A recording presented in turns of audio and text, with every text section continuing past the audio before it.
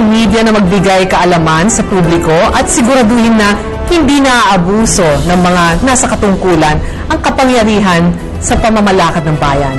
Yan din ang dahilan kung bakit mayroong programa gaya ng paghahanda para sa hatol ng bayan. Hangad natin na mabigyan ng sagot ang katanungan ng mamamayan at ihahal ng impormasyon sa pagpili ng tama at nararapat na kandidatong iboboto. That's right. Ang programang ito ay handog ng pinagsanib na pwersa ng People's Television, IBC, PBS Radyo ng Bayan 738 kHz, Philippine Information Agency, Philippine News Agency, Manila Bulletin, Air 21 at Informatics Diliman. At sa araw na ito, makakapanayan natin ang mga ahensyang may panatang mahatid sa inyo ang isang programang susubaybay sa Election 2013 na magiging parte din ng kasaysayan. Kaya huwag kayong bibitiw, magbabalik po ang paghahanda para sa hatol ng bayan.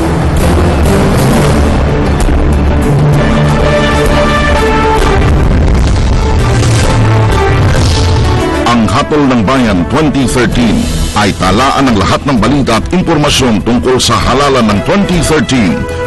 Matatagpuan sa www.medianangbayan.ph. Handog sa inyo ng Media ng Bayan.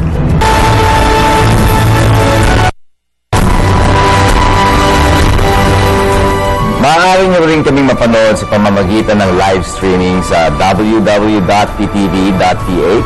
at www.medianangbayan.ph. Mapapakinggan nyo rin kami sa radyo sa PBS Radyo ng Bayan 738 kHz. Maaari nyo din kaming bisitahin at i-like ang aming Facebook page sa www.facebook.com/hatolnangbayan2013. Follow us on twitter.com/hatol2013. Okay. And para bigyan tayo ng impormasyon kung ano ang mga dapat abangan sa Media ng Bayan, kasama natin dito ngayon si Secretary Sonny Coloma ng Presidential Communications Operations Office.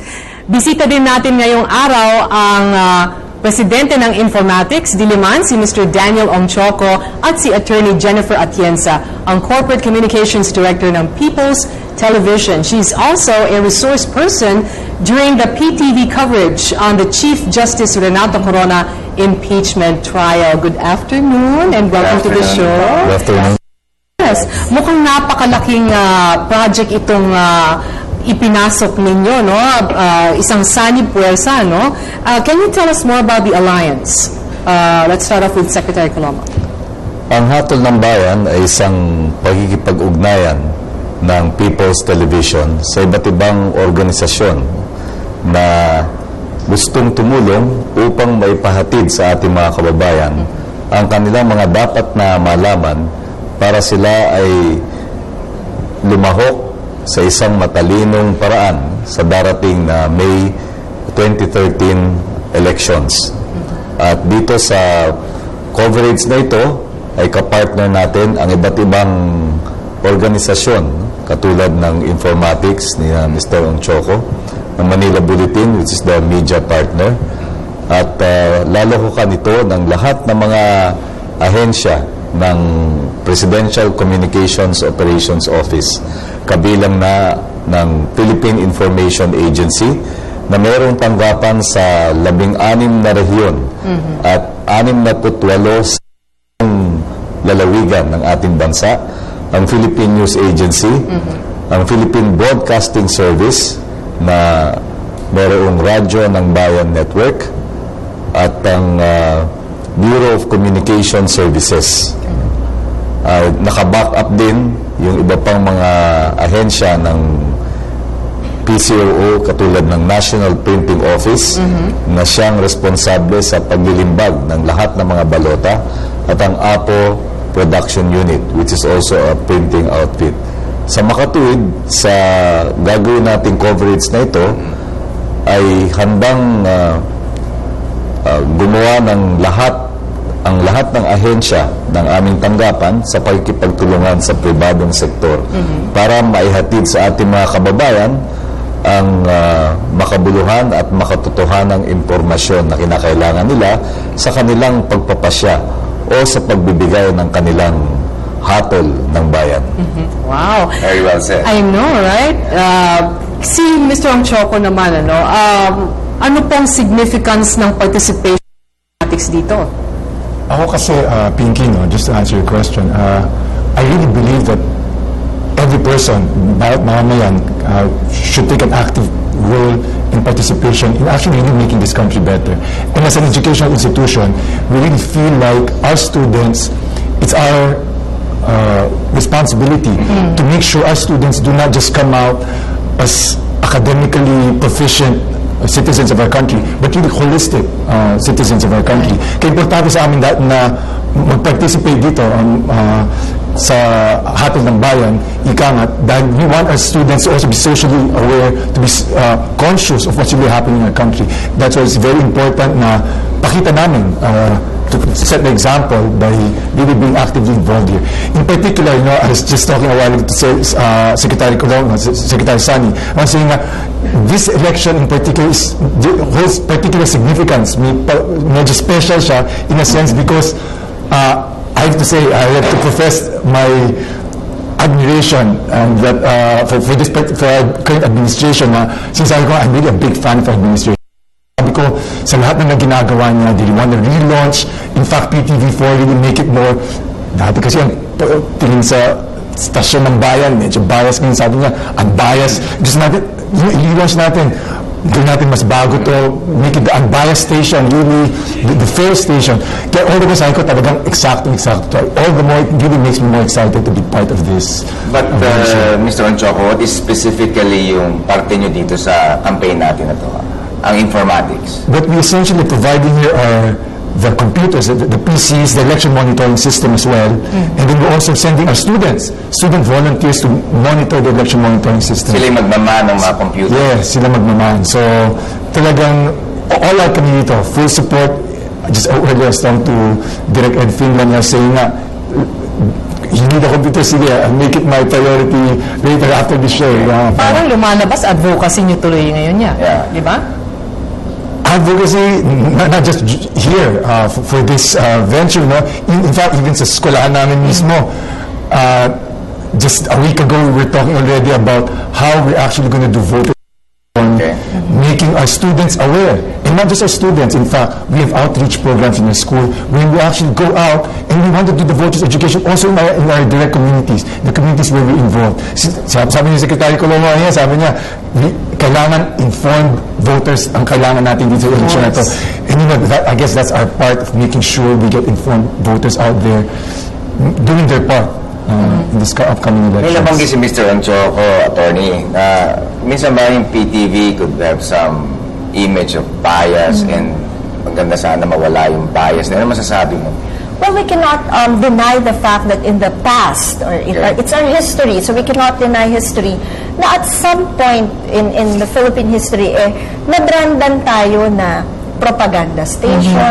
But we have to take it ng ganito, na tayo ay isang istasyon ng gobyerno, kaya tayo ang magiging mouthpiece ng kung ano yung administrasyon na nandito. At when I say mouthpiece, hindi lamang upang isulong yung kung ano mang personal agenda ng kung sinong nakaupo. Ang sa atin ay, dahil tayo ang istasyon ng yung telebisyon ng bayan, may responsibilidad ang People's Television na ihatid sa bayan kung ano ang first-hand information at tamang informasyon na walang controversy, walang twist, at ihatid dito sa bayan. That way, you educate the public paano sila mag-participate sa programa ng gobyerno.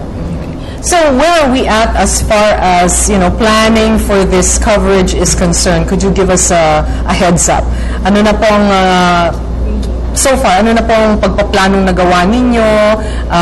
May timetable po ba kayo?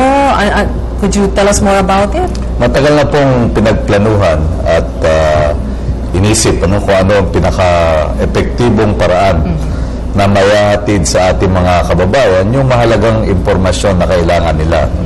Kaya ngayon pa man, ang tawag natin sa ginagawa natin, paghahanda. Of course. And we want to create awareness among our people na magiging tuloy-tuloy itong ating educational and information campaign. Batid natin na sa linggo, February 12, mag-uumpisa na yung 90-day campaign period for yes. national candidates. Ito yung mga senatorial candidates. At sa March 29 naman, yung 45-day campaign period para sa mga candidates at the local level. Yes. Kaya't ikinakasana natin yung makinarya para noon magkaroon na ng tuloy-tuloy na daloy ng impormasyon. Ang nakikita natin dito, yung sinasabi, media ng bayan. Yung media is plural for medium. A medium is a channel. Of course. A channel o isang pasilidad na pwede doong dumaloy yung impormasyon na ihahatid natin sa ating mga kababayan. And if I may add, yung sa papel ng People's Television, doon sa labas ng gusali natin dito, merong marker. Kasi naaalala ko, noong February 1986, naging ganap yung tagumpay ng people power nung nakita na ng mga Pilipino na bago na yung mga muka ng mga nandoon sa People's Television, doon sa government channel. So, hindi po nabagay yung historic role ng PTV. No?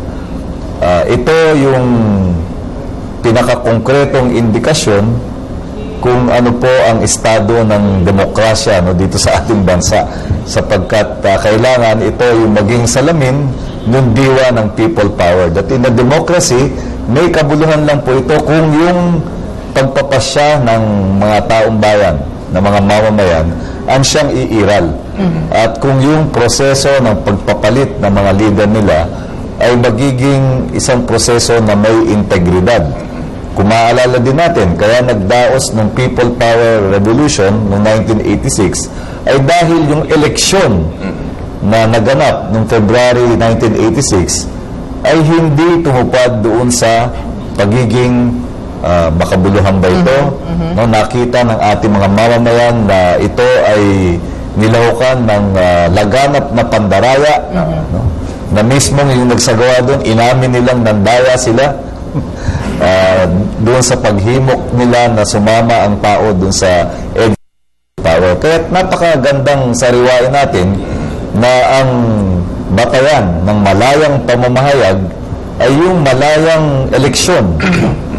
Kaya't isinasabuhay natin at ito ang kauna-unahang pagkakataon sa ilalim ng administrasyon ni Pangulong Benigno Noynoy Aquino III para patunayan na yung diwa ng EDSA ay buhay na buhay. No? At ang mga prinsipyo at filosofiya ni Pangulong Cory Aquino ay sinusunod, no? At tumatalima tayo dito para maging makatotohanan ng ating demokrasya. So, yung pong, yung coverage po ng media ng bayan basically ay, of course, no, nationwide yan. And so, ang balak niyo po ay mag-deploy ng mga reporters in the different regions to cover? O, kasi hindi lamang ito proyekto ng telebisyon ng bayan. Ito rin kasi ay project na attached agencies ng Presidential Communications and Operations Office. So, andyan ang Philippine Information Agency, Philippine Broadcasting System, Philippines News Agency, IBC also. Okay. Tapos, tinulungan din tayo ng Manila Bulletin, Air 21, and of course, Informatics. Ano ito? Ito yung convergence ng lahat ng media ng bayan. Lahat ng gustong maghatid ng balita, ng tamang balita on the grassroots level. Paano natin maaabot yung grassroots level? Kaya nandyan yung ating mga attached agencies na PIA, DNA, PBS. May mga tao yan sa bawat rehiyon, sila ngayon yung tao nilang ide-deploy ron na magbabato first-hand information sa atin. Okay. So, hindi na natin kailangang kumuha pa ng mga taong i-hire mo lang for that purpose. Right. Kasi naandun na sila. Direkta nilang malalaman kung ano ang mga hinaing, ano ang mga kailangan, at ano ang tunay na nangyayari sa grassroots level during election. So ito, obvious na hindi ito yung pang-propaganda lang din ng kahit sino.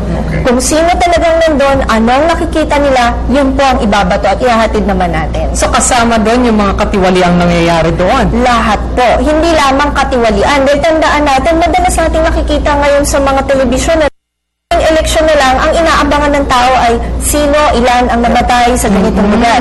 Ang una natin sigurong dapat ihatid, paano ba nangyayari ang botohang ito? Paano gamitin itong mga machines dahil automated na Tama. ito? And I think yun ang responsibilidad natin, ang turuan ng ating mga kababayan para naman na Educational siya. educational ito. At pagkatapos, of course, i-report natin kung anong tunay na nangyayari, pero hindi ito limited sa karahasan. Marami pa pong nangyayari sa eleksyon na dapat malaman ng taong bayan. Oo nga naman kasi Alex, 'di ba, sa mga ibang channel, hindi na natin i-name kung sino pa 'yon. Syempre, hindi maiwasan na nasa sensationalize yung mga balita. That's right. So, kahit na hindi naman yun talaga ang dapat pagtuunan ng pansin, 'di ba? Yun ang nabibigyan ng pansin at tuloy parang imbis na magandang balita ang ipapakita sa sa mga viewers natin, ibang klaseng balita ang nakikita, 'di ba? Maganda nga na para mas educational yung thrust ng media ng bayan. But meron pang bali-balita na after ng elections, itong media ng bayan na to. Definitely po. Ang konsepto po natin dito, dun sa People's Television, ay ito ay magsisilbi bilang isang public service broadcasting network. Okay. Ang ibig sabihin nito, talagang nakatuon ng pansin sa pagbibigay ng importanteng serbisyo sa ating mga kababayan. At ang importanteng serbisyong ito ay yung tumpak at mapagkakatiwalaang impormasyon, sapagkat yung kanilang pagpapasya, yung kanilang pang-araw-araw na pagdedesisyon sa mga bagay na umaapekto sa kanilang buhay, yan ay kinasasangkutan ng impormasyon. Kung tama ang impormasyon nila, maaaring magpasya sila ng tama. Kung marami silang mapagpipilian dahil naihain sa kanila yung pinakamalawak na pwedeng pagpilian, ay lalong magiging makabuluhan ang kanilang pagdedesisyon. Kaya nga't mahalaga rin na may partner tayo tulad ng informatics, kasi sila yung aming technology partner. Sila yung magpro-provide ng digital tools.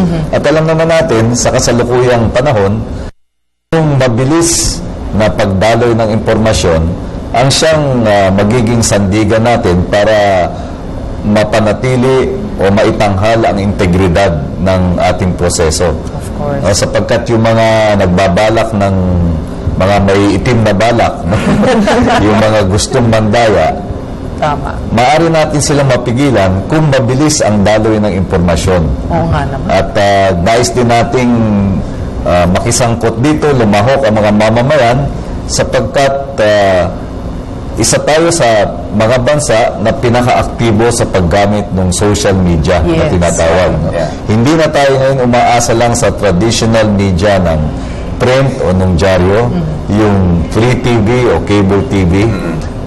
Maasa rin tayo ngayon doon sa live streaming sa internet. Of course. Ang ating statistika, about 33 million Filipinos are using the internet regularly. Okay. At doon sa bilang ngayon, 90% are using the social media like Facebook and Twitter. Right. So kahit hindi sila nanonood, katulad ng natin ngayon, no? Kahit na hindi nakapanood ng ating pinag-uusapan, mababalitaan din nila yan sa pamagitan ng Twitter at ng Facebook, ng Hatol ng Bayan at ng PTV. At hihimukin natin ang mga mamamayan, lalong-lalo na ang mga kabataan.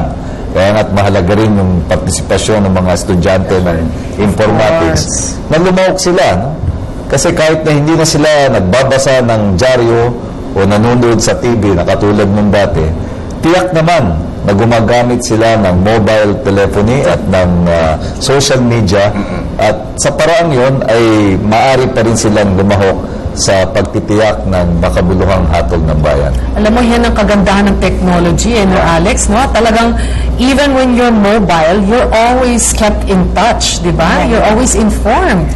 Ang gusto ko lang itanong ni si Mr. Onchoco kasi nasa IT siya, sabi nga ni Secretary Coloma.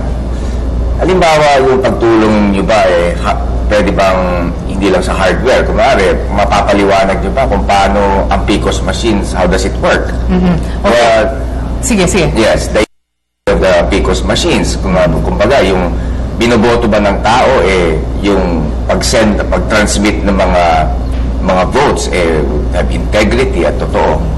Pero bago sagutin ni Mr. Onchoco yan, we will pause for a break. Okay, wag po kayong alis. Babalik ho ang paghahanda para sa Hatol ng Bayan.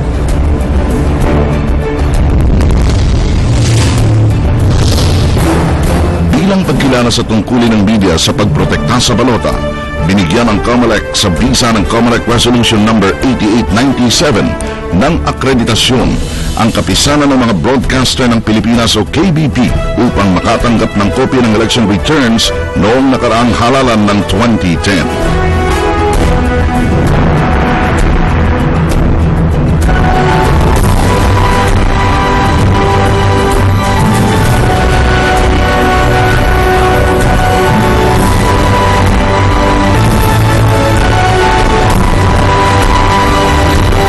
Nagbabalik po ang paghahanda para sa hatol ng bayan at kasama pa rin natin sina Secretary Sonny Coloma ng Presidential Communications Operations Office, Presidente ng Informatics, Diliman, Mr. Daniel Onchoco at si Attorney Jennifer Atienza, ang Corporate Communications Director ng People's Television. Okay, so may tinatanong ka kanina kay Mr. Onchoco, Yes, diba? kasi ang contribution daw nila ay hardware, computer. So, how about your expertise? Kunwari, yung pagpapaliwanag sa ating mga botante, because machines ba will have the integrity that it's trying to promote? Okay, before I answer your question, I just want to take offline from what he was saying a while ago. No? Yung suporta beyond the election. What I want to say lang, and even right now, I'm going to say, handang informatics to continue our support. Okay.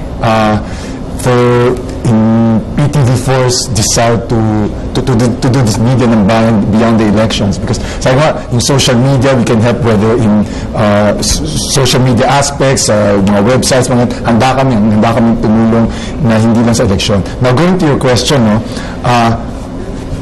yes, our support is partly on the hardware side. We also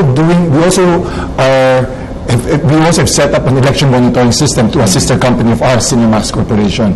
That's actually part of our partnership with PTV4. There's an election monitoring system we're doing in-house to monitor the votes coming in from various precincts. But because, of course, it's external. That's in the precincts itself. And let me just say this, through Cinemax, our sister company, we can actually also do that. We can actually, if there's a segment where you want to how the PCOS works, how reliable it is. Through our sister company, Cinemax, we can actually also do that. We can participate in that regard by sharing with the regular Juan de la Cruz how it works, how reliable it is, paano talaga nangyayari, and ano yung mga pwedeng mga angulo na tipong baka pwedeng may dayaan, or what are the pitfalls, ika nga, of that supposedly robust software system. So, yun. Net, handa rin kami na magbigay liwanag sa aspetong yan. Okay. That's Yes, good. Secretary Sonny, alam po namin na in terms of manpower, handang-handa na po ang media ng bayan. What about in terms of equipment and technology? Inahanda rin yung mga kailangang equipment. Opo. We may not have the best or the state-of-the-art equipment, pero we are making a conscious effort, no, Of course. para i-upgrade itong mga equipment na ito, at nakatitiyak naman tayo, no, na pagdating noong umpisa ng coverage, no, only get better by the day, no, Of course. habang nabibuild up yung mga resources para dito, no. Kaya yun ang aming binibigay na katiyakan sa ating mga mamamayan, yung patuloy na pagbibigay ng napapanahong impormasyon throughout the campaign period, during the election day itself, and until the proclamation of the winning candidates. Paano po yung mga liblib na lugar sa probinsya? Yes. Do you have those covered as well? Ang advantage ng aming organization, meron kaming field offices. Right. Tulad ng binanggit ko kanina, we have 16 regional and 68 provincial offices. Doon sa 12 lalawigan na wala kaming formal na organisasyon, we'll be relying on volunteer groups na mobilize natin through our Pilipinas Natin program. Noong first anniversary ng administration ni President Aquino, ay nilunsad niya yung Pilipinas Natin, which is a social mobilization campaign to engage our citizenry, involve them, especially student sector, in nation building. And we have lined up support, no, in those provinces where we do not have PIA offices. Okay, meron po tayong mga katanungan galing sa ating mga viewers dito, no? The first question is from Waki of Pasay. Sabi po niya, sapat daw po ba ang pondo at equipment for the coverage? Well, kagaya nga ng sinabi ni Sexani kanina, no, na mayroon naman tayo kasi mga field offices nitong PBS, PIA, at sila po yung gagamitin natin para manguha ng impormasyon, mangalap ng balita, at higit sa lahat, maituwid o maitulay papunta sa People's Television nga yung ating ilalabas na balita. In terms of yung equipment like cameras, radios, lahat po yan ay napaghandaan para mabilis na mag-flow yung information papunta naman sa mga bahay-bahay din. Okay. Paano kung may nangyari during the elections that's critical of the present administration? How would you handle it?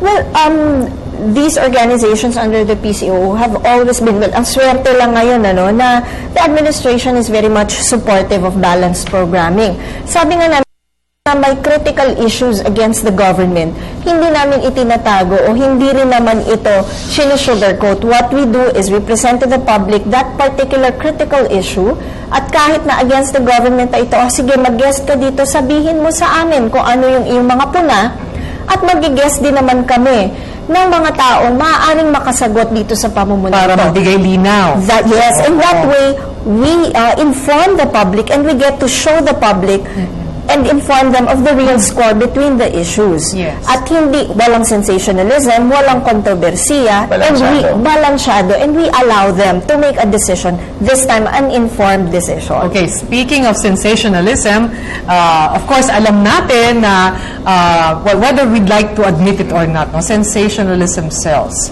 No, especially for the commercial networks, and that's why they tend to sort of lean towards that. And with the election period coming, no, fast approaching, hindi po ba kayo worried na yung ating balanced programming pitted against these more sensationalized reports, medyo parang worrisome or threatening, or are we confident that kahit na gano'n ang estado ng kanilang presentation ng kanilang news, tayo ay mapapanood pa rin ng maraming Filipinos? Meron akong gustong ipunto tungkol dyan. Opo. Kung ihahambing natin yung circulation ng pahayagan, both broadsheet and tabloids, noong panahon na bago mag-martial law, ang pinakasikat na pahayagan noon ay yung Manila Times ni Don Chino Roses. Meron na yung mga tabloid noon. At yung circulation nila ngayon, both broadsheet at tabloid, maaari magulat tayo na hindi nagkaroon ng malaking pagtaas yung total circulation niyan. Despite a 40-year period na kung saan more than double na yung ating populasyon. Among the media of communication, ang pinakamaraming taga-subaybay ay television, hindi dyaryo. Ngayon, tanungin natin ang ating sarili, ang mga television network ay nagse-sensationalize. Mas maigi siguro ang mga kababayan na natin ang sumagot niyan. At sila na rin ang magpasya dahil sila naman ay nanonood araw-araw. Tinanong ako ng ating Radyo ng Bayan station sa Tugigaraw. Kahawig ng tanong mo, Pinky. Sabi sa akin, hindi po ba hindi naman bumibenta yung good news? So medyo natigilan ako. Natigilan ako doon. Pero nagkaroon ako ng insight. At ang aking naging kasagutan ay ito. Sinagot ko ang kanilang tanong ng tanong ko rin. Sa buong kasaysayan ng daigdig, anong libro o anong publication ang pinaka-bestseller of all time across all countries? O si Alex ang sumagot, Bible. The Bible is the all-time best-selling book. Ano ba ang laman ng Bible? Good news. O si Pinky naman nagsabi, the good news. So, kung ang Bible o the good news ang pinakamabenta sa kasaysayan ng daigdig, paano natin masasabi na hindi bumibenta ang mabuting balita? Oo nga naman. So, yun ang aking sinasabi lang dito, no? Na kahit na anong konsepto ang ating gamitin, it is still an empirical fact that the Bible is the best-selling book of all time. Pag sinama pa natin dyan yung Quran, no, ng mga kapatid nating Muslim at yung Torah ng mga Jewish, course. di mas malaki palalo yung combined circulation yan. At ito naman mga lathalaing ito, hindi naman sila nagsisiwalat ng iskandalo, ng kontrobersiya, no, tungkol sa katotohanan, kabutihan, kagandahan ang kanilang ipinapahayag. Kaya panatag ang aking kalooban, no, na sa karamihan ng ating mga mamamayan, nandoon yung pagdanasa na makita yung katotohanan, yung kabutihan, no, at kung ano ang pwedeng maging dahilan para ikarangal natin ang ating bansa at taas noo tayo kahit kanino sa mundo. Isa na rin siguro yung ng isang malaya at makabuluhang eleksyon at yung pagpapalaganap ng impormasyon na totoo. No? Kung magaganap yan ay talagang may pagmamalaki na tayo course. sa buong mundo. Alam mo, sa totoo lang, Alex, actually, napapagod na rin ako din sa mga sensationalized, news report sa ibang channel. Di ba, parang kumbaga yung maliit na bagay pinalalaki. Di ba? Yeah. Yung mga hindi naman ganun ka-significant, binibigyan ng importansya. Medyo nakakapagod din nga naman. Kaya maganda rin sinabi ni Secretary na yung katotohanan ang focus ng pagbibigay natin ng mga impormasyon tungkol sa eleksyon. Kasi importante rin, Secretary, na sana mahikayat natin, lalo yung mga kabataan, na mag-participate sa elections. So, kailangan ipahiwatig natin lahat ng katotohanan. At hindi lang puro sinasabi nga ni Pinky na sensationalism. Mapalad tayo kasi meron nga tayong mga modernong paraan ng komunikasyon ngayon. At siguro pwede rin nating gawin yung nakita nating ginanap sa Estados Unidos, no? Meron gawa ng fact check, no? Kapag may sinabing isang kandidato, pwedeng magsaliksik sa Google o sa mga dyaryo kung ano talaga yung sinabi niya o kung ano talaga yung ginawa niya. So hindi na pwedeng daanin sa pambobola, no? At pagsisinungaling. Hindi na pwedeng sabihin ng kandidato, mahirap ako. Ako ay galing sa dukhang pamilya. Kung isang click lang pala sa Google, mabibisto na kaagad na hindi naman pala siya tunay na mahirap. No? Kaya mailalabas kaagad yung katotohanan. At dahil doon, makakapagpasya ang ating mga mamamayan ng mas tama. Dahil hindi nga pwedeng ikubli ang katotohanan sa paggamit na lang ng information at ng modernong teknolohiya sa komunikasyon.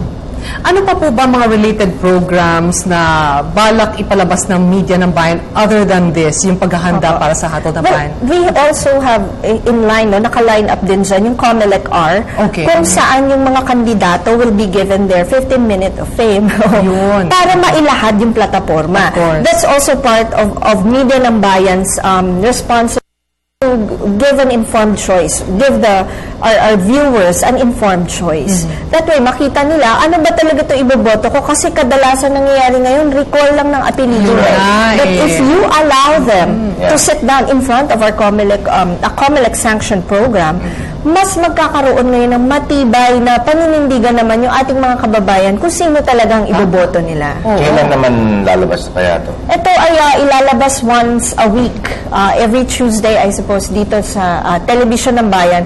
At ito ay ibe-broadcast rin simultaneously ng ating radyo ng bayan. At yan ay ilalagay rin at ilalahad rin sa dyaryo naman ng ating partner na Manila Bulletin. So that basically starts during the Campaign period. Oo. So meron na, we're assuming na may line-up na ng mga kandidato na mag-guest. Mayroon po. Unahin natin ang national candidates at sila ang unang isasalang natin. Pero gagawin nating draw lots para naman yung magkakasabay ay talagang hindi natin sinabing pinagsabong lang basta. Right, oo. Plano ba dito lahat ng iimbitahin, pati yung hindi masyado kilala o ano? Wala pong pinipiling partido ang television ng bayan o ang media ng bayan dito ngayon. So, anyone who's running for a national post, mayroon pong lugar para maihatag o mailatag ang kanilang plataforma dito sa ating media ng bayan. Lalong nagiging interesting ang ating usapan, Yes, no? saka malaking bagay din yan kasi nung nagkaroon kami ng guest sa party list, at nagpapasalamat sila na Nabigyan naimbitahan namin sila sila ng- dito dahil napakamahal lumabas at magbayad sa Airtime, media, oo. airtime, sa mga political Oo, ads. they were very grateful na nabigyan sila ng pagkakataon para paalam yung kanilang organisasyon Yes, and what they stood for, yung kanilang advocacy, para at least nakikilala sila ng And for viewers. free. That's Because right. COMELEC R naman ito. Oh, yun. Well, anyway, pagpapatuloy natin ang ating kwentuhan, ano? Kaya huwag kayong bibitiw, magbabalik po ang paghahanda para sa Hatol ng Bayan.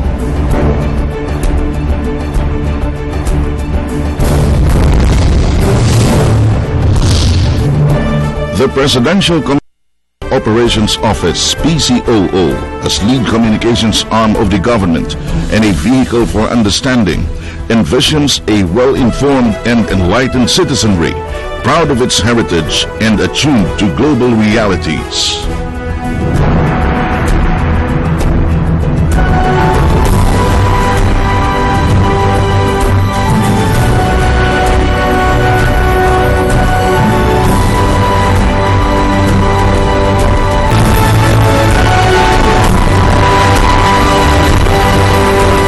Welcome back mga kaibigan, and I'd like to pose this question to Secretary Sani. No? What do you think, from your plans, no? What do you think would set media ng bayan apart from the commercial stations this coming election? Susubukan kong tumugon dyan. Tatlong letrang K or letter K. Okay. Una ay yung kaalaman, which is knowledge. Pangalawa ay kamulatan, which is awareness. At pangatlo yung kaliwanagan o clarity. No? Sa akin palagay, kung ang ating ihahatid sa ating mga kababayan ay yung impormasyon na nagbibigay sa kanila ng kaalaman, madadagdagan yung kanilang pag-unawa sa mga issue, sa mga kandidato. At dahil dito rin, aangat o tataas yung antas ng kanilang kamulatan or awareness. No? Pag tumaas ito, awareness. Pag lumalim, consciousness. Diba? Of course. At pangatlo naman, yung kaliwanagan, clarity. Kasi kung hindi maliwanag ang pag-iisip, kung hindi maliwanag ang batayan ng pagpapasya, ay hindi rin magiging mahusay ang pagpapasya o yung paghahatol. Kailangan natin yung tatlong elementong yun. At siguro, ang masasabi ko lang, dahil hindi naman kami driven noong mga commercial imperative na masyadong conscious doon sa audience share. At dahil din doon ay mahal ang kanilang airtime. magkakaroon kami ng pagkakataon na bigyan pa ng mas malawig na panahon ang mas maraming kandidato at mas maraming mamamayan. No, kasi let's face the realities, ano? Merong spending limit, di ba? Yung COMELEC. That's right. 3 pesos per registered voter. So, halimbawa, sa isang lalawigan, katulad ng La Union, kung susundin yun, 300,000 voters lang ang meron doon, hindi pwedeng gumastos ng more than 900,000 ang bawat kandidato. At the same time, meron tayong airtime limit na 120 minutes. No? Eh yung leading commercial radio station, ang kanyang prime time fee ay 120,000 per minute. No? E di kung gamit 120 times 120, parang more than 14 million na kagad yun. Overspending na siya. Oo nga. No? Eh yung sumunod doon, 75,000 per minute. Very prohibitive din talaga yung cost. Kaya ang pwede namin magawa ay magbigay ng pagkakataon dahil hindi naman kami driven by commercial imperatives, no? Na mas mura siguro o kahit na walang bayad, no? Katulad nitong ginagawa natin, pero makakapagbigay talaga ng karampatang impormasyon sa ating mga kababayan. At matibay yung aking paniwala, Alex at Pinky, no, na ang ating mga mamamayan ay uhaw na uhaw para sa katotohanan. Hindi sila magpapabola lamang. Hindi pwedeng daanin sa showbiz o yung dinadaan sa style na, na sensational o flashy. o pagarbuhan na lang ng bihis at ng itsura. Kasi matalino yung Pilipino. No?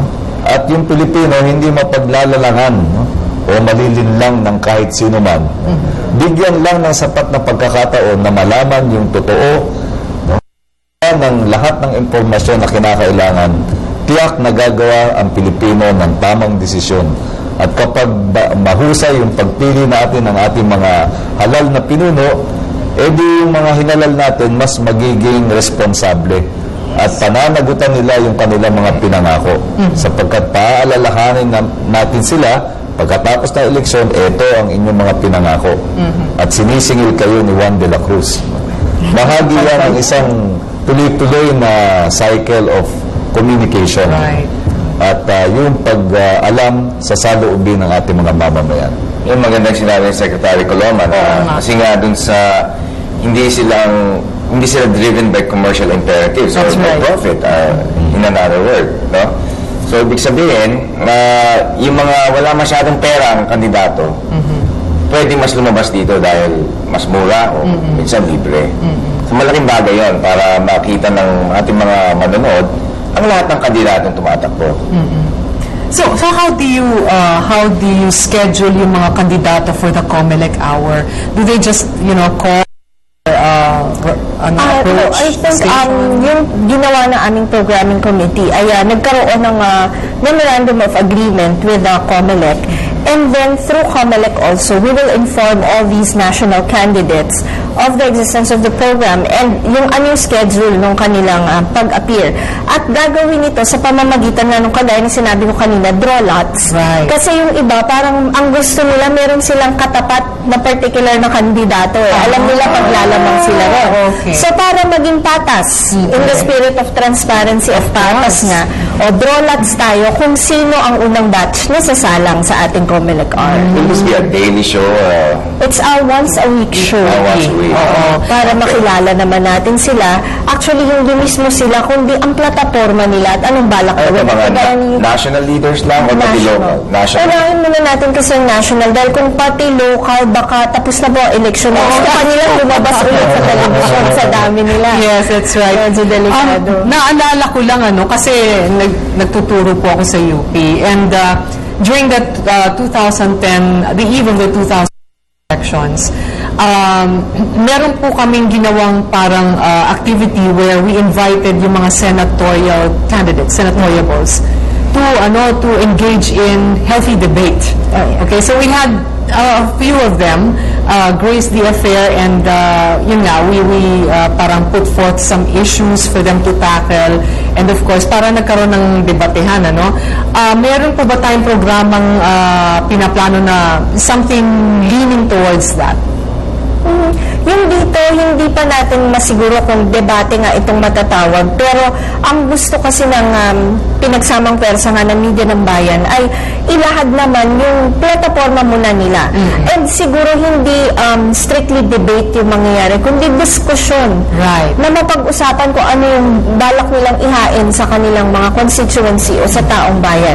Hindi siya strictly debate, but at the same time, it's an open, it's a round table discussion Yes, of that's anong dapat nila magawa. So everybody's free to speak their minds out, what they think of the platform of their katunggali or whether they support it or not. The point is showing the Filipino nation kung ano ang nilalaman ng apelido ng kanila iboboto. At kung ano nilalaman ng kanilang mga puso.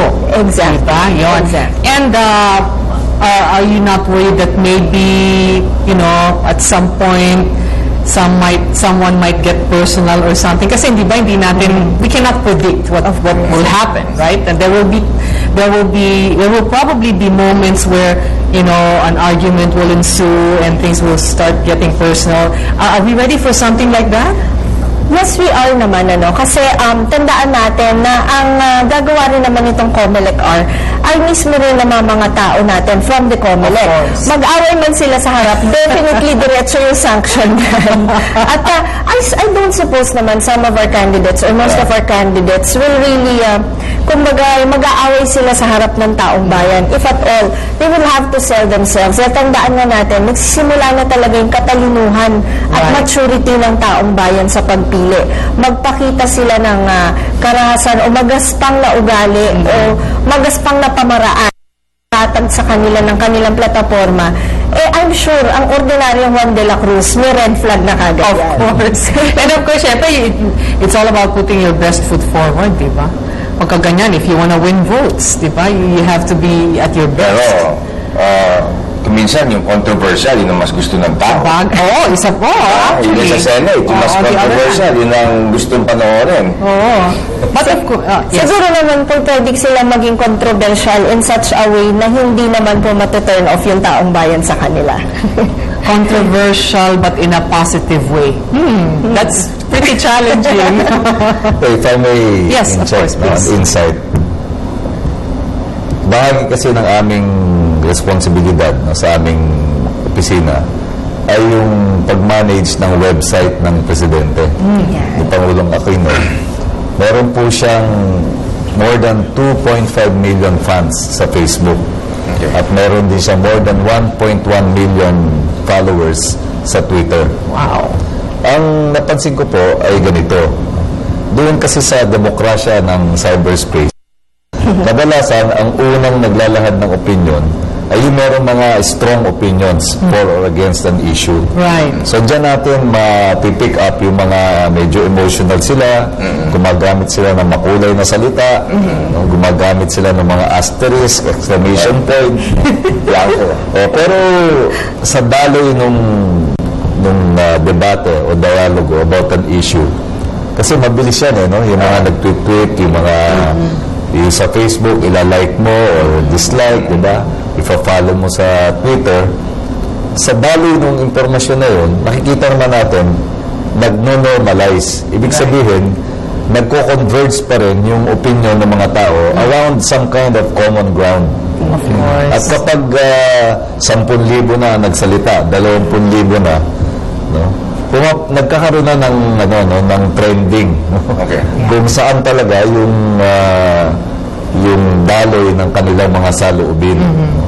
At ang nangingibabaw pa rin, yun namang mahinahon, yung balansyado ang pananaw sa issue, yung nagbigay ng konsiderasyon sa lahat ng aspeto ng tinatalakay na issue. Kaya wala po akong kaduda-duda doon sa kapasidad ng ating mga mamamayan na magpasya sa isang matalinong paraan. Dahil naobserbahan na po natin yan no, sa matagal na panahon na sinusubaybayan natin yung paggamit ng ating mga kababayan sa social media networks. At kahit sa mga pahayagan, yung ibang mga broadsheet, mayroong summary every week on a particular issue, makikita natin doon an entire spectrum of views. No? Pero meron ka pa rin masisynthesize na common ground Of course. upon which Filipinos will unite para magkaroon nga tayo ng mas maunlad na bansa.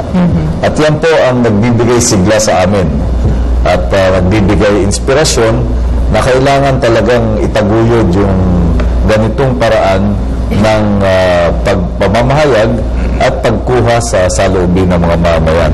This is a very proactive and interactive communication process. Ayaw natin yung yung mga manonood at parang nanonood lang ng basketball game na may hawak na beer sa isang kamay o nagpupulutan. Kinakailangan ay busugin din nila yung kanilang isipan na mga bagong ideya na magpapalawak at magpapalalim sa kanilang kamulatan bilang mga mamamayan. Tungkol naman sa mga private partners ng media ng bayan, ano naman ang role ng, halimbawa, Air 21 dito sa media ng bayan? Yes, oo. Yung A21 ay logistics company. That's right, sir. Si JJ ay madalas mag-attend ng mga meetings. Like ko, mas mailalahad niya yung Yung sa Air 21 po kasi, alam natin na sa bawat probinsya at bawat lugar, mayroon silang mga istasyon dyan, ano? So kung kinakailangan natin ng first-hand information o mga balita, na kailangan natin rin namang i-filter, maaaring sila yung maging forwarding agency natin ng paghahatid dito ng balita. So, isa lang din sila sa mga tools natin na nag-volunteer na tumulong sa media ng bayan na, o sige, para mas naging smooth yung pag-flow ng information. Hindi lang tayo dependent sa radio waves o sa kable, ano, nandito ang Air 21 rin para tumulong na maghatid sa amin ng mga first-hand info. May mga tao-tao rin sila kasi sa bawat lugar na pwede natin makuha. Kasi magiging importante yan para sa amin kasi we're doing the election monitoring system. So let's just say may mga presinto dyan na hindi dumarating yung mga text messages na kung ilang mga boto. Importante, let's just say parang siya yung parang redundancy, ika nga. Just in case hindi kaya sa mobile, sa mga radio waves na, dyan tayo magdedepende naman sa mga tulad ng Air 21 to bring in the data in terms of the votes in particular, so that we can punch it into our election monitoring system, so we can give the audience as accurate as possible information in real time of what's happening throughout the...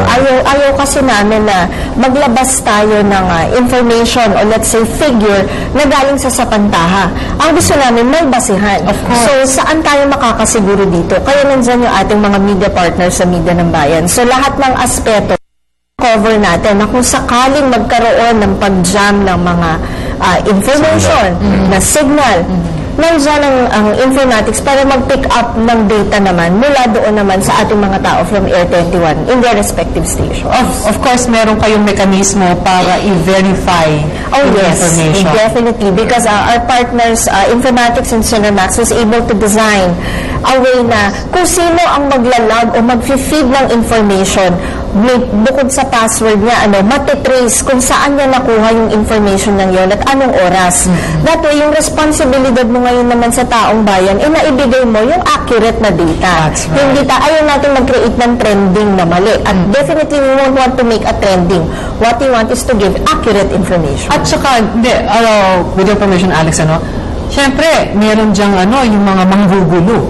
Yes. Meron at merong manggugulo dyan, definitely. And of course, yung mga yung ganyang modes of relaying information may be very vulnerable to such yung mga maneuvers. So kailangan talaga maingat di ba?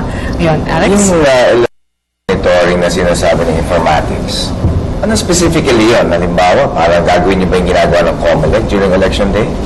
Sasabay kami more or less, pero syempre, depending on the data now, kung saan nanggagaling yung mga parang we really want to be independent in a way, but at the same time as accurate as possible. Are you like getting the votes tallied? Because because we will be having, I think PTP4 has their own volunteers also in the precincts. Yes. We'll be sending information whom we will be coordinating with. So there will be like a meeting before that, the election week, or even way before that pa nga.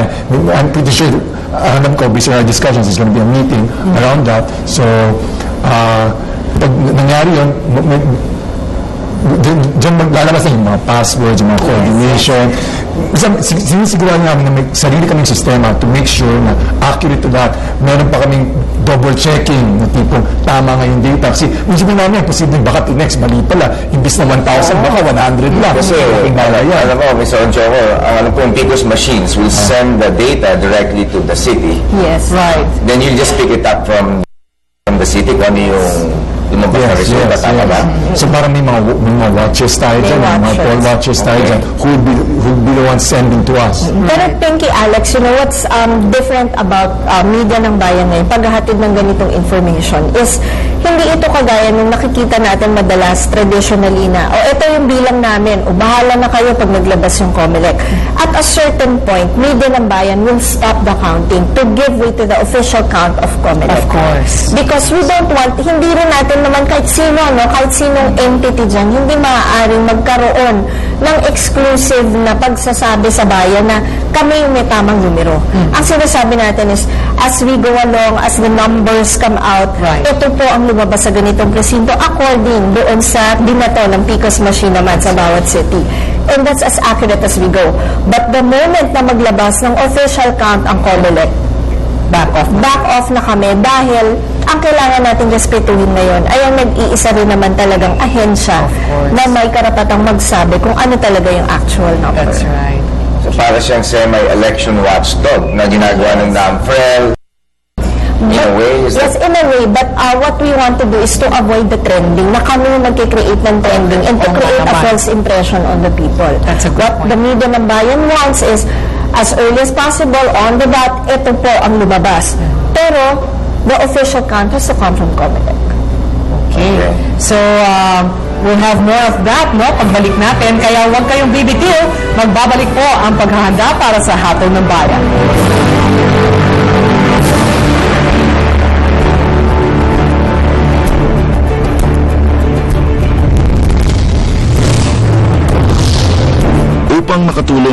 upang makatulong sa pagpapalalim ng kaalaman ng mamamayan tungkol sa halalan ng 2013.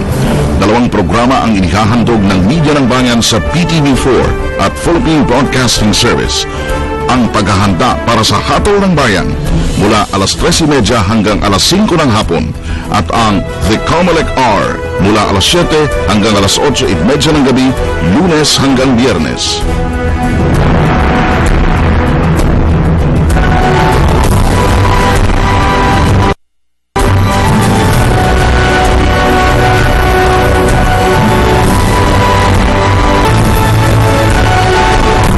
Welcome back. Mababalik tayo dun sa tanong ko kay Mr. Onchoco. Yes. Tungkol yung sa ano ba yung may contribute nila dito sa election monitoring? Yeah. Let me just explain yung proseso kasi I think ang gusto nyo talagang malaman how accurate is it going to be, bakit karaming password. Let me just say, we need the password. We need to put a password in because we want to make sure the poll watcher sending us the vote count is really an authorized poll watcher. That's number one. So, pagpadali sa amin, nakalagay na rin dyan kung Senator 1 nga or Senator 2. Basta may mga codes kami per Senator. And then at the same, pagtanggap ng student volunteer namin na taga-informatics dito sa PTV4, pagtanggap niya, magre-resend naman kami. We have to resend a message verifying. Why do we have to resend a message verifying? Because we want to make sure na oo nga, Senator 1 nga, o Senator 2 nga, or at the same time, na oo nga, 1,000 votes nga, hindi 100 votes, o baka 1 vote lang yan. Malaking bagay mga to. Ang kagandahan dito, even as we're talking right now, we continue to try to foresee possible loopholes pa in this system. So, what I'm saying right now is not the be-all and end-all of this. Posibleng, baka may mga dadagdag pa kaming mga karagdagang security measures or verification measures to make sure that we will be as accurate as possible. And yung sinasabi nga ni attorney kanina na walang no trending of any sort. Ko dito, talagang I see the sincere effort of PTV4 here in this Hatol ng Bayan to make sure na no trending, walang bias, na tipong papaboran natin, siguro mga administration candidates, makita silang lumalamang. No such thing. Yan nakikita ko eh. And that's, on our end, yun yung gusto namin mangyari talaga. Maganda yung may sinabi ka na which is a keyword, yung loophole. Kasi yun ang siguro tingin nyo dapat i-focus kung ano yung loophole ng COMELEC when it comes to the IT sector of the process. Like, I just heard na they might have problems in transmitting Parang the data. foolproof ba? And So, is it kung kumbaga na-address na ba agad yan? Yun yung kagandahan yan, yung session na sinasabi natin, maganda nga magkaroon tayo ng session na exclusive doon sa PCOS. I-analyze natin yung buong sistema. Dalhin ko pa din mga experts ko sa Cinemax mismo. I-analyze natin. Personally ako, hindi ko nakilatis talaga yung PCOS system pero mismo. Pero I would really want to see the whole, kung may loopholes man, even from the transmission to COMELEC. That's something I really would want to analyze top to bottom. That would really particularly to the point there could be a window where a hacker can change Exactly. the data. There you go. That's actually the focus. Actually, now that we're into this computerized election thing already, it would really be perfect I would really suggest, in fact, this Media ng Bayan thing that we're doing, talagang magkaroon ng isang session dyan. Pag-usapan natin yan, talagang paano nga ba, anong pwedeng mangyari. Kasi kahit dati sa US, di ba, may mga Estados Unidos na to, pero may mga haka-haka na baka yung Florida raw, di ba? That would be a big thing, Pinky, if they could, Exactly. Find out the loopholes and have answers for it. That's right. Oo. Kasi pag pinasok mo ng balota sa Picos, that's it. Wala ka na babantayan dun. Lahat na electronic na yun. Correct ka dyan. Oo. Okay. Pwede lang magbigay ng obserbasyon. Yes, please. Kung maalala natin, noong 2010, laganap yung alinlangan natin.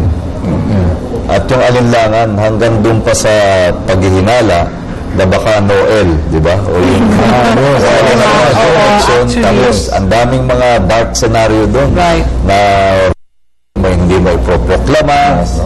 Pero sa awa naman ng Panginoon at sa pagmamasid na rin, pagiging vigilant ng mga mamamayan, our worst fears turned out to be somewhat exaggerated. Kasi madali namang nalaman ang resulta, I think for the first time, no? Bago pa mag-midnight nung election day mismo, klarong-klaro na kung sino yung magiging susunod na Pangulo. At least doon sa isang posisyon na yun na pinakamahalaga. At para mapawi pa yung alinlangan natin, nitong nakaraang weekend ay nagdaos ang COMELEC ng mock election na nag-simulate ng actual conditions of election. Simula doon sa pagdating ng mga voters at 7 o'clock, handa na ba yung mga yung election inspectors na mga guro, handa na ba yung equipment. Kaya makikita naman natin, meron talagang pagsisikap to improve upon the failings or shortcomings of the previous exercise. Right.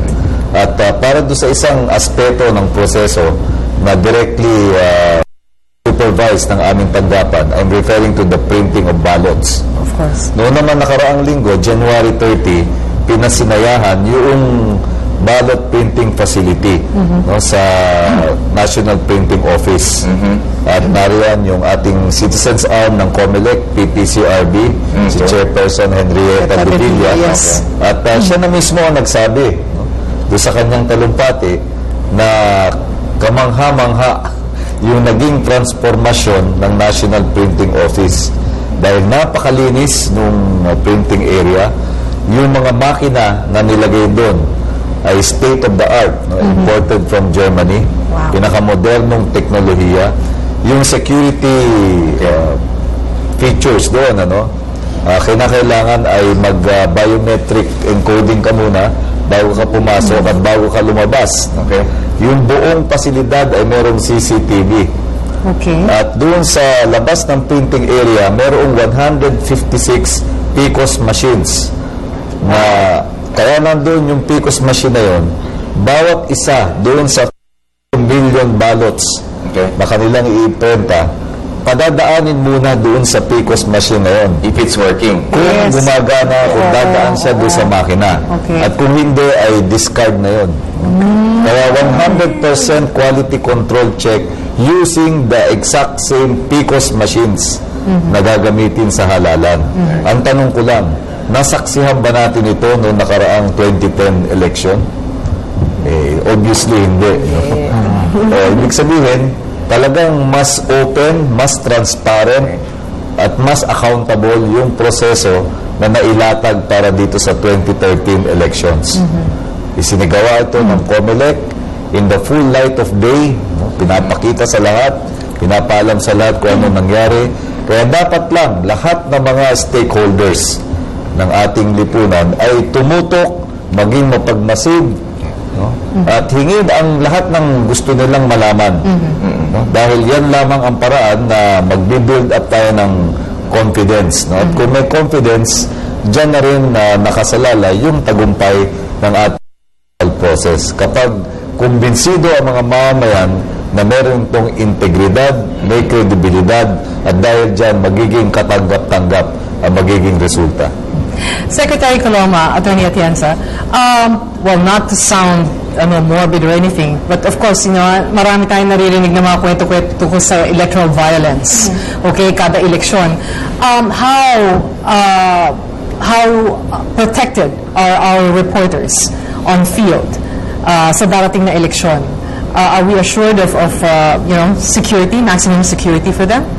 Ito, nakikipag-coordinate rin kami ngayon sa Philippine National Police at yung ibang mga may kapasidad naman na mag-secure sa ating mga reporters. Okay.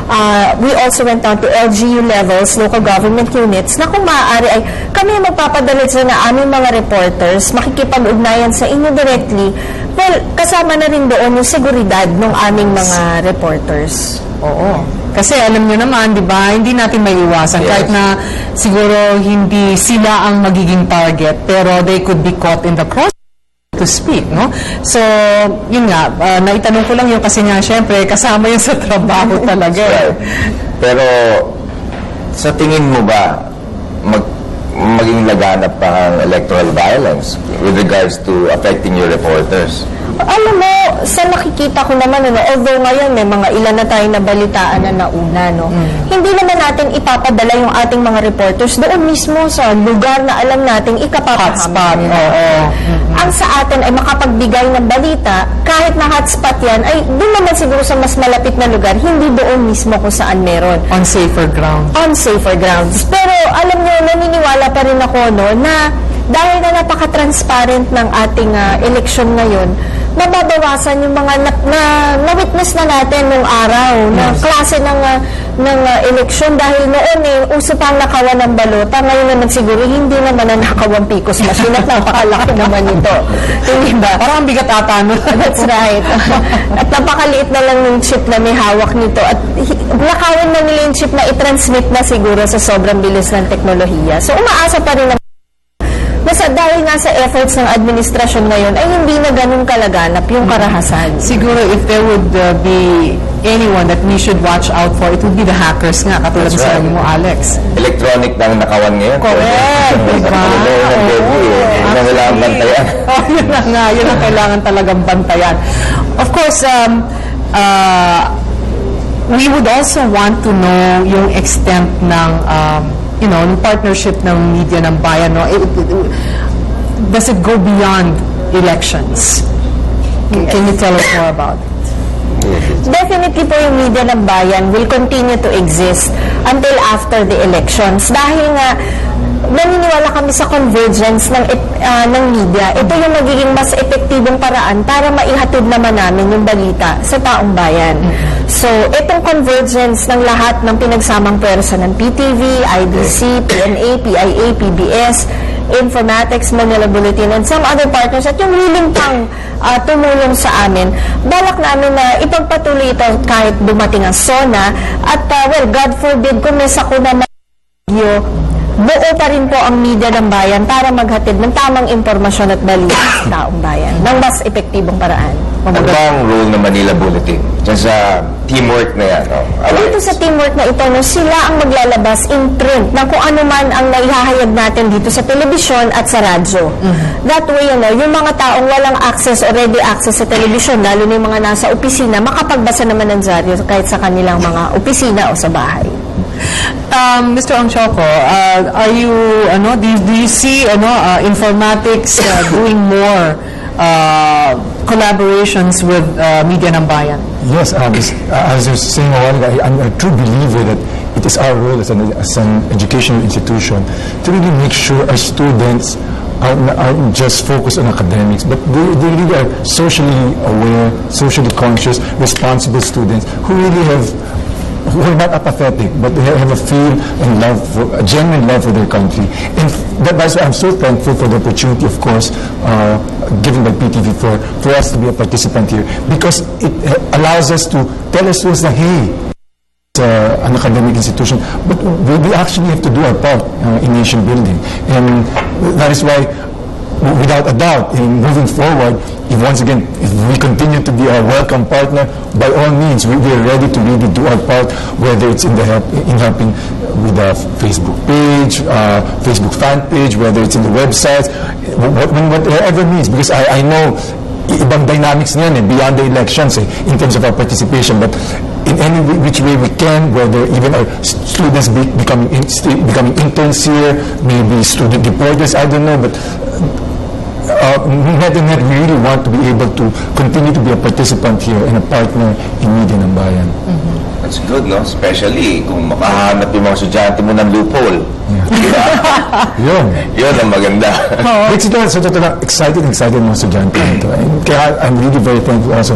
You know, it's more than just, yes, maybe may konting kilitijan because they'll be seen on TV, but more than just that, I really think they're excited because, hey, we're doing something good. We really are participant here in something very significant, in a significant chapter. Especially now, sabi ko nga, I'm really a big fan of what's happening in our country, especially with what's happening with the current administration. I can't help but be an unabashed fan and really say, sabi ko, bawal ba itong gagawin ko? But you know, I really have to say what I feel. And my feel is that, ang ganda na nangyayari. I really hope we can sustain it. Both from at this level and also from an institutional level. You know, sa elections, mga pagbabago dito sa elections, in how we conduct elections, sana ma-institutionalize natin dito. And now, I'm not talking not just as a school owner, but really as a citizen of this country. That is what I look forward to. Parang I can just feel the love of country that Mr. Onchoco has, no? Grabe. Okay, so napakaganda ho ng ating discussion ngayon, and we're kumbaga panatag ang loob namin na maihahatid ng Media ng Bayan ng impormasyon na kailangan ng ating mga viewers, no? And with that, we'd like to thank you, Attorney Atienza and Secretary Coloma and Mr. Onchoco for gracing the show. And of course, we'd like to invite you to give our viewers your parting shot with Attorney. Okay. Makakaasa po kayo ng patuloy na suporta ng Media ng Bayan sa lahat po ng mga pangyayari sa ating bayan.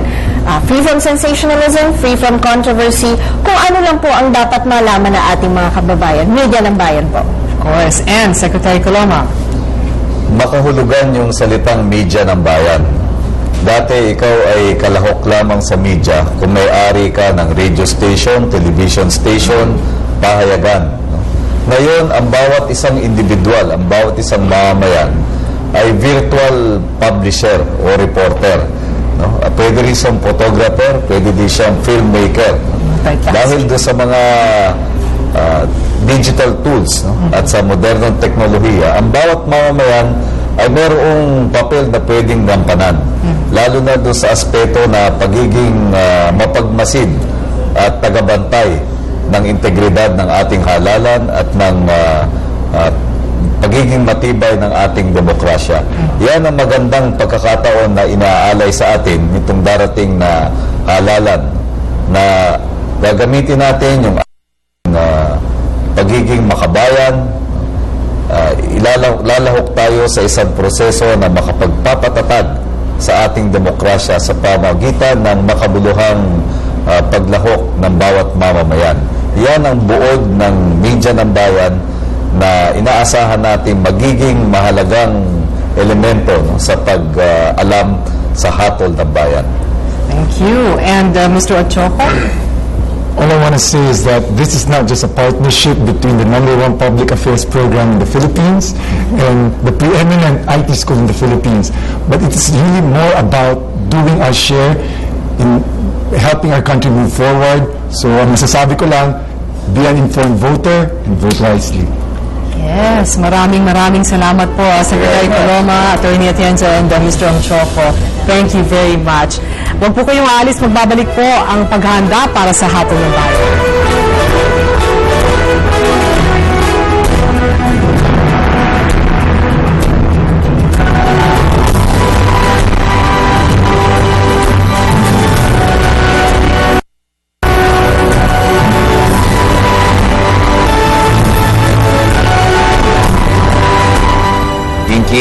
Yung kanina, yung usapan natin kay Secretary Coloma. Oo. Ine-emphasize niya yung transparency ng election process. That's right. Yung kinakwento niya yung paano ginagawa ang balota. Correct. Sa National Printing Office, nandun ang PPCRB. So, kumbaga, kita lahat. Walang That's tinatago. right. Oo. So, para makuha yung tiwala ng mga botante natin sa darating na eleksyon. And of course, isa pang nagustuhan ko sa sinabi nila is yung yung pagbura ng stigma ng media ng bayan as hindi ba yung parang a propaganda tool. Exactly. Although syempre, theoretically speaking or technically speaking, parang entity that will serve as a mouthpiece for the government, yung media ng bayan. Pero of course, kumbaga, sisikapin nilang tanggalin yung stigma ng pagiging propaganda tool. At kung ginamit nga ni Atty. Atienza Oo. ng PTV4, yung pag may issue, ipapakita nila yung balanced views. Of Both course. sides. Dapat. Hindi lang yung gobyerno, pareho. Oo. Importante talaga yun. Yeah. Kasi that's actually one of the many steps that they can take para nga tuluyang mabura yung ganong stigma. Di ba? Sana nga yung mga manonood, tulad ng energy at enthusiasm ni Mr. Onchoco. Correct. Diba? Alam mo talaga sobra akong na-excite. Pinapakinggan ko kasi syempre katabi ko pa, di ba? Parang nakaka-inspire lang talaga, sa totoo lang. Alam mo, Pinky, marami pa sanang katanungan para uusbong habang paparating na halalan. Huwag magpadala sa pambobola ng mga kandidato. Narinito ang aming programa para kilatisin at pag-aralan ng mga isyu sa umiikot sa eleksyon sa Pilipinas. Ako po si Alex Colet na nagsasabing ang pagboto ay karapatan na dapat nating protektahan. Pinasasalamatan po namin ang Ergo Contracts Philippines para sa ating table and chairs. Matatagpuan sila sa 2634 Rockefeller Street, Barangay San Isidro, Makati City. Pwede nyo silang tawagan sa numerong 843-1177. Maaari nyo ring bisitahin ang kanilang website sa www.ergocontracts.com. Ako po si Pinky Aceron, nag-iiwan ng mensaheng makialam sa halalan at maging matalinong botante sapagkat sa ating pagpili nakasalalay ang hinaharap ng bayan. Magandang araw sa inyo lahat.